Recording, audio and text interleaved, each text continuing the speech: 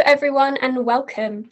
Today we have a very special guest with us, Rowena Pinto. She is Chief Programme Officer of UNICEF Canada. UNICEF is an international organisation responsible for providing humanitarian and developmental aid to children worldwide. In the spirit of International Women's Day on March 8th, we want to discuss two things today. First, we want to shed light onto the incredible achievements of women leaders here in Canada.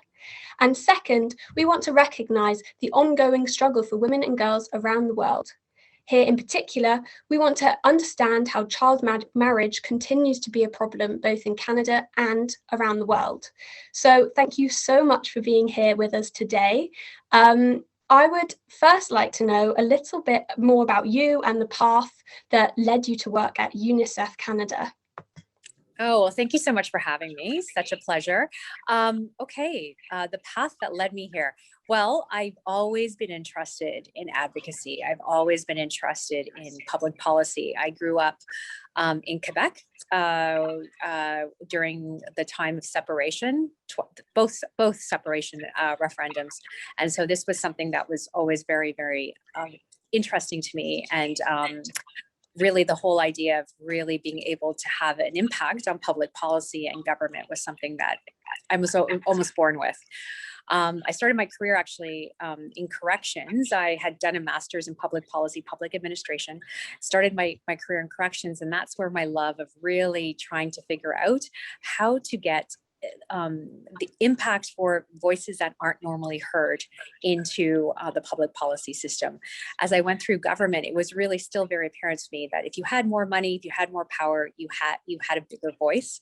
So that really did lead me to the not-for-profit world. I worked for quite a few years at the Canadian Cancer Society in Ontario, and worked on a number of big things like Smoke-Free Ontario and the banning of tanning beds for children under the age of 18 here. And really, I mean, when UNICEF opportunity came along, it seemed like a no-brainer to me because it added the dimension of really, first of all, trying to do better for children no matter where they lived and no matter where they came from and no matter what their situation. But it also added an international dimension, which I thought would be incredibly interesting. Thank you. And could you tell me a little bit more about your role specifically at UNICEF? Sure. Well, as Chief Program Officer, what I do is I oversee what's called international policy and programs. So what that is we advocate to government on policies that help children around the world. So if your viewers remember a few years ago at the G7, there was a huge pledge made for girls' education in fragile states. And UNICEF played a huge role in gaining that money. And that was a huge amount of money that actually set the direction for much of the Canadian government's programming to date. So that would be an example. We also, on the program side, we work with our donors as well as with government to raise more money to fund some of the programs that we have. Children's rights are vast, and there are a lot of issues related to that and a lot that we need to do. So our role as a Canadian part of UNICEF is to raise that money and to gain more funding. So that's that part. I also do domestic advocacy. So that what that is all of the things that we do for children here in Canada. So we actually have quite a strong advocacy program called One Youth. It is primarily for children between the ages of 1 and 18. But if any of your viewers are interested in getting involved with that, I would strongly suggest it. You really big part of that is not only advocating for policies to support children and their families, but also amplifying the youth voice, which is a key part of children's rights. It's really giving children a role in decision-making and giving young people a role in decision-making. And then I also oversee marketing and communications, which integrate incredibly well, as you can imagine, into advocacy and our brand and really developing more supporters here in Canada. Thanks. And we can also give that a link to, as you just suggested, One Youth to our So That's great. if they're interested, they can get involved through that. So you'll be able to find that link in my attached article. So, a little bit away from, we'll be coming back onto the role and the work that UNICEF is doing in a bit, but I wanted to ask you a little bit more about the position that and kind of the discrimination potentially that women face in the workplace. So although it may seem that, women such as yourself, climbing to really impressive positions of power in high standing jobs, but from the Me Too movement, it's also become clear that women also face racial and gender discrimination. So I was wondering, what your thoughts about this were, and what do you think needs to happen in the broader workspace to recognize this issue? Yeah, well, that's a really important question. And I think you're exactly nailed it in the fact that, yes, I might have achieved this position, but it has not been free of racial and gender discrimination. It's interesting with all of the things that, the Me Too movement unveiled. But in addition, what COVID has unveiled, in terms of the major inequalities that we've had in our society that many of us have either pretended are not there or haven't acknowledged or haven't dealt with, to the horrible murder of George Floyd, which was definitely not the first time that a person of color had succumbed to those types of injuries under the hands of the police. But there was something, it was the video that really made the world pause, and the global movements around anti-Black racism and anti-discrimination have really propelled many of us to do more. It's something I think, every generation, I think we get slightly better in some ways. I think some of the legal frameworks have supported us a bit more. There is now a place to go if you do experience racial discrimination or gender discrimination. HR departments are obviously much better equipped and know that they need to act if someone were to come and talk about sexual harassment, for example. But as we all know, it's the unconscious bias and that still plays really, really strongly. And because it's unconscious, it's hard to name. And there's also the systemic racism that we know exists, especially for, Black people and people of color in Canada, and Indigenous people, of course, that is harder to put your hands on. And because I think Canada overall doesn't see ourselves as having issues with racism, I think it's become an even harder road for some to really come to that self-realization that we all are racist to a certain extent. We all have areas where we are privileged, and we all have areas where we're not privileged. And some people have more areas that where you are potentially at a disadvantage just based on the systemic barriers around you than others. And it really, until we all come to the table with a really strong knowledge of where we are, privileged. So for example, I know I'm privileged from the fact that I grew up in a loving family, and I was born here to immigrants, but I was born here, and I also went quite far in my education. So I come with that privilege.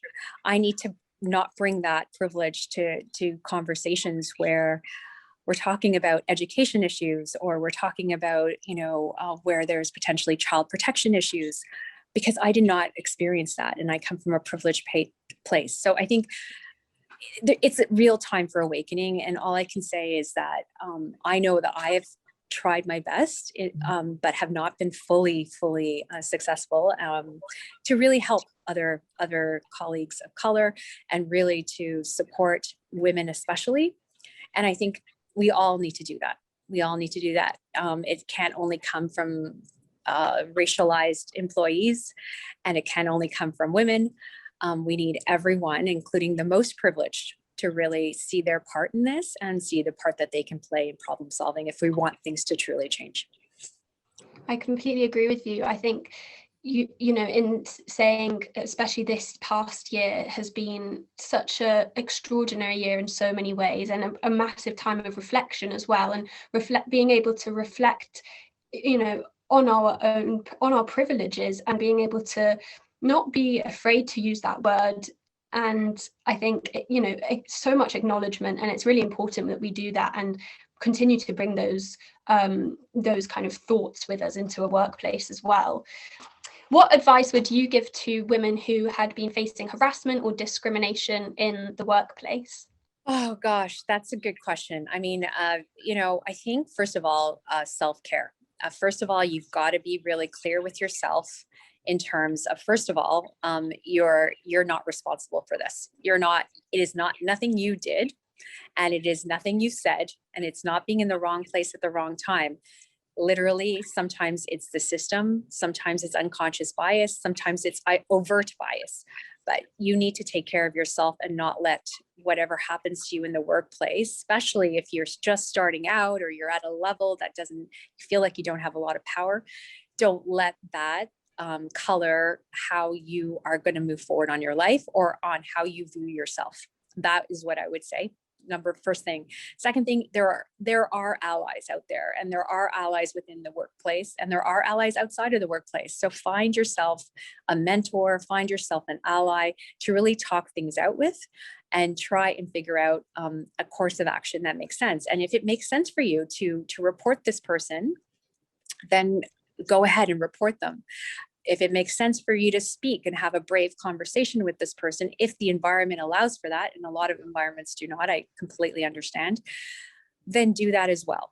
But I think you do need to think about, you know, yourself, and you need to also acknowledge that you might not get the response that you would want. I think I always go in, I'm a very direct person, so I try and bring up issues like this, thinking, okay, if the person knows, then things will change, and that's not necessarily the case. And I think you know, what I've had to realize myself is I've really had to. I have to also just build a support network around myself, whether that be at work or somewhere else, where that, you know, I get that support. And I get that ability to keep my confidence going, to keep going. And then I guess the last thing I will say is don't stay too long. I know it's easier said than done.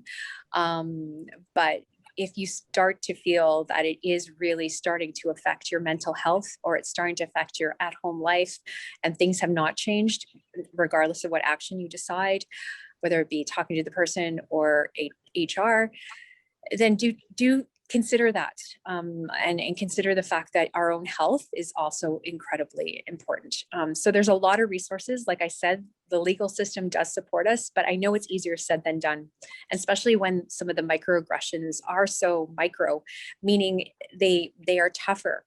They are tougher to fall into a category, you know, and it's harder sometimes when it's, you know, it's a she said, she said, she said, he said, whatever it may be. Those systems don't always work for us.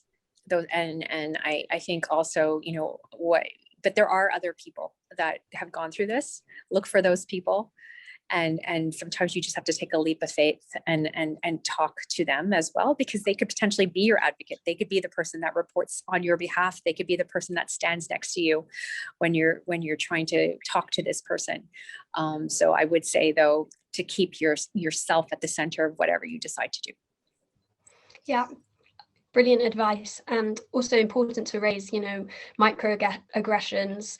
You know, it's sometimes really hard to know whether have I just made that up, or did I you know, take that as, you know, it was intended. Am I making this a big deal? But you're right. I think it's really hard when it's not overt and That's the smaller things. I'm just going to shift the conversation now. sure. A little bit towards child marriage. So I believe around the world, approximately 12 million girls are married under the age of 18. and we know that you and UNICEF have been doing a lot of work in this area. So briefly, could you just explain to me what the impacts of child marriage are on girls and on communities? Sure. Well, exactly what you said. There's about 12 million girls per year married globally who are under the age of 18. The reality is, in fact, that this number used to be much higher. There was quite a concerted effort to end child marriage that started about 25 years ago. And Canada, the government of Canada, has actually played a huge role in really leading the campaign against child marriage globally. What used to be 1 in 4 is now 1 in 5, but that still results in about 12 million women a year. And as we talked about a bit earlier, COVID-19 has actually exacerbated these issues. So COVID-19 because primarily schools have been closed, girls have actually been cut off from their social networks. They have been cut off from their education. They have been forced to potentially stay at home and remain hidden. And so we're in fact quite concerned that child marriage will in fact increase by an additional 10 million marriages over the course of the next decade. So we potentially have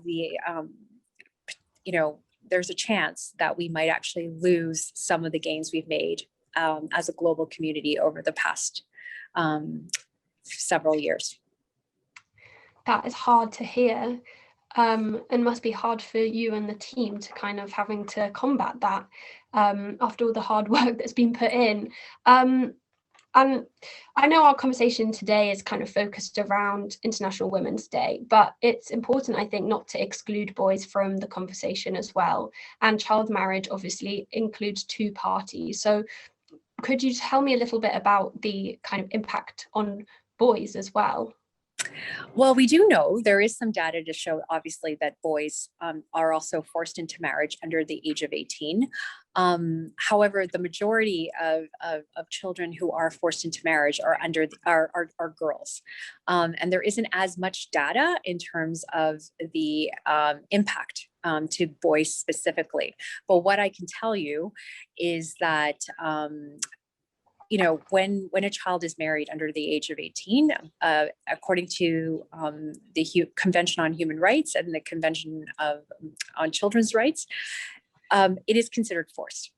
There's no child who can make that decision on their own. And what happens is that, especially for girls, they're often put into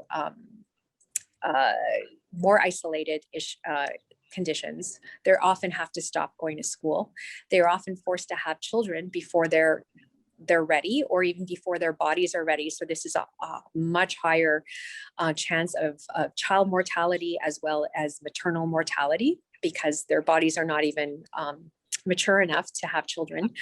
And they become more and more isolated and cut off from opportunity. So the impact actually extends generations, if you can imagine, because a girl cannot return after being educated and getting a job if they were not married. They can't improve their community, which is usually what happens when a girl is educated.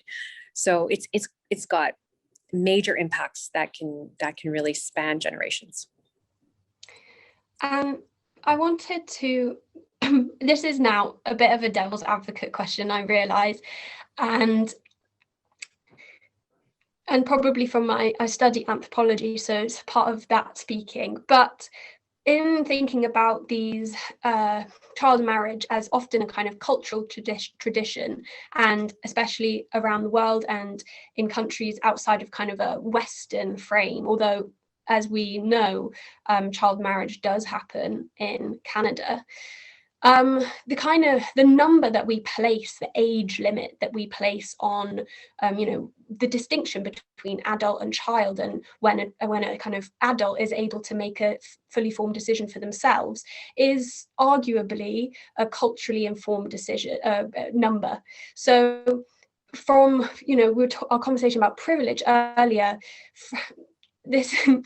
how do you think that those cultural traditions versus, our Western frame of, 18 is an acceptable age to choose. How do those interact? Because in some cultures, they may understand, personhood to be a kind of longer span, and that, age distinction is less binary and less clear cut. So how do you navigate those different cultural dimensions when you're trying to, take vulnerable girls out of these situations? It's a kind of tricky line, and I was wondering what your position was on it. Yeah, so interestingly, what UNICEF uses as our guiding star is the Convention on the Rights of the Child, which is the most signed global convention in the world. So every single country except for one country has signed on to the Convention on the Rights of the Child, which clearly states that there should be no child marriage for children under the age of 18. It also defines a child as being someone from birth to 18. So this is an internationally signed upon a treaty amongst every country in the world except for one. So that, to me, no one forced any of these countries to sign on. So in signing on, there was an acknowledgement, global acknowledgement, that this was beyond a Western idea, that really there is something physical, mental, developmental that occurs between the ages of 0 and 18 that does not occur, as we get into adulthood. There is some real acknowledgement that this is the case. So in many countries where we're working, actually, child marriage is actually illegal. They have legally, it is not, you're not supposed to be allowing girls under the age of 18 to marry, but there's other issues that push that. So some of them are cultural, some girls are many times not as valued very much, as opposed to boys. And this is a cultural thing. It often happens in rural parts of the world. So not in some of the main cities, but in rural parts where communities are very, very isolated to begin with. The girls don't have a lot of choice. There's often not any birth registration. So the girls themselves have no proof as to how old they are. So in many cases, it's related to poverty. It's related to the need to gain some money in terms of allowing your child to get married. So there are those things, but we have a very multi-pronged approach in terms of working with these communities, which includes educating the elders, educating the parents, ensuring that we get the community around us. We get women in the community to support us, because women themselves have either been subjected to child marriage or understand the role. Because in many cases, like I said, the girl herself loses their ability to bring any additional value through that comes from education, that comes from her ability to work or to bring in money. And often, there is mortality that is associated with child marriage due to gender-based violence or, trying to have children too early. So it's an education. We build agency in the girls themselves so that they can say no, because they all would rather be in school, but nobody's listening to them. We build, education systems with the police in the area, and we find allies within, the elder group, etc. That, because you're right, we can't bring a Western approach and say no, you can't do this. It's the wrong thing to do, but we have to work within the contexts that are there. Brilliant. That was a fantastic answer to quite a tricky question. Thank you so much. I think that's all we have time for today. But thank you so much for joining us. It's been brilliant talking to you. All our viewers, I'm sure, will be so pleased to hear from you and everything that you've been doing with UNICEF. Great. Thank you so much for having me. Have a great day. Pleasure. You too. Bye. Bye. Please do not forget to like, comment, and share. to our channel, follow us on all our social media platforms, and for more information, please check out our website.